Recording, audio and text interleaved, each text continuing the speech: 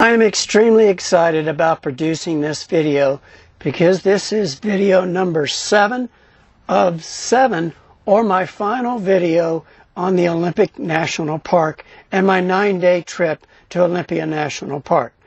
As I travel south on Highway 101 from Aberdeen, Washington, my goal was to get across the state of Washington and into the state of Oregon through Astoria, and finally make my way into Portland, Oregon. This video is all about that area, the Lewis and Clark history, the Astoria Bridge, the Cape Disappointment area, Fort Columbia, Fort Stevens State Park, and I had a wonderful visit at Astoria Bridge and in that harbor area. Never been there before, and we're going to start off with that and work our way south as I work from Astoria all the way to Fort Stevens State Park coming up next. As I drove across the Columbia River from the state of Washington to the state of Oregon, I experienced the longest continuous truss bridge of a total length of 14 miles, with 4 miles of it approximately 200 feet high. However, it was not until I viewed it from the Astoria Harbor and Bay how spectacular it really is. Enjoy the following images.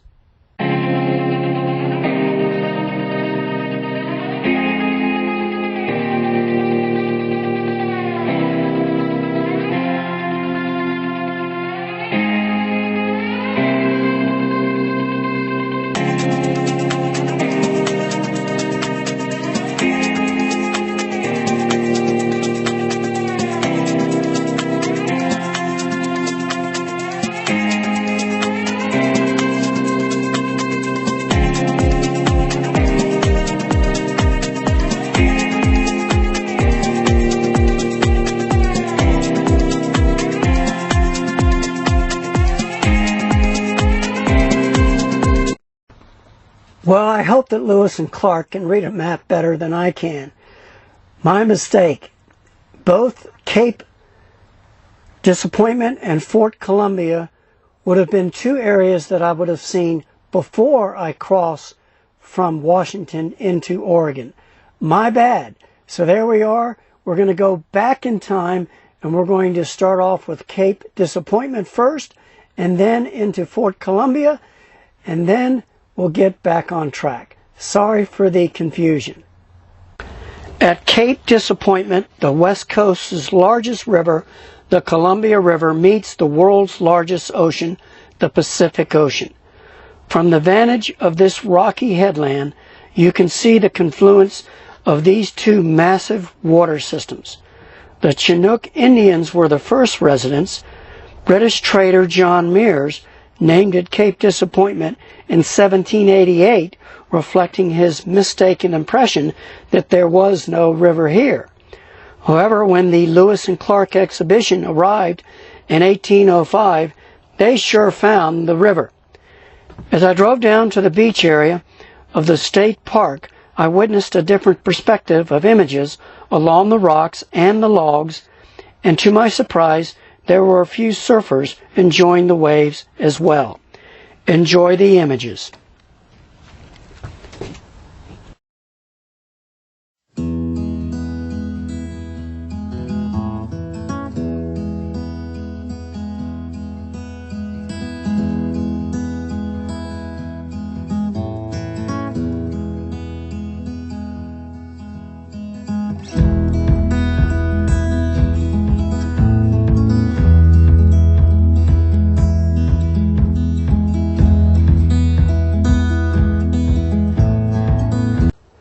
As I visited the Fort Columbia State Park, it is considered one of the most intact historic coastal defense sites in the United States.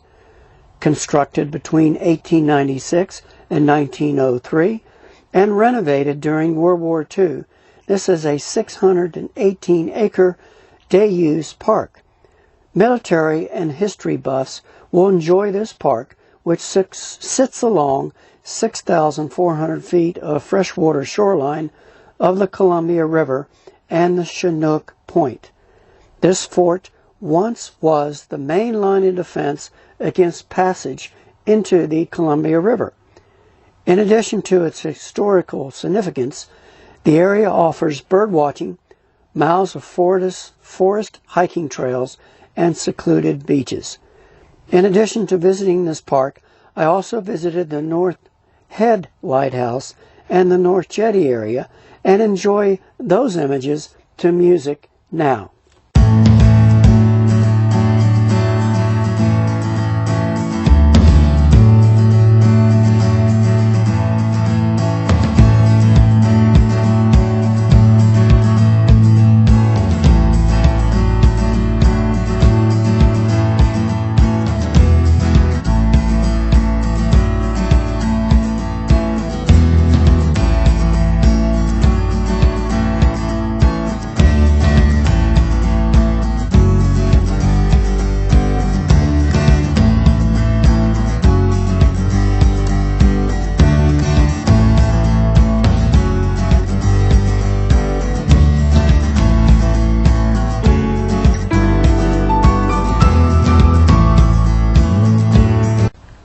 Now, as we move forward in time, I spent some time at Fort Stevens State Park in Oregon, just outside of Astoria, and as you watch my images, this park is huge at 4,200 acres and provides many recreational opportunities to include camping, beachcombing, visiting a historic shipwreck, freshwater lake swimming trails, wildlife viewing, and a historic military fort.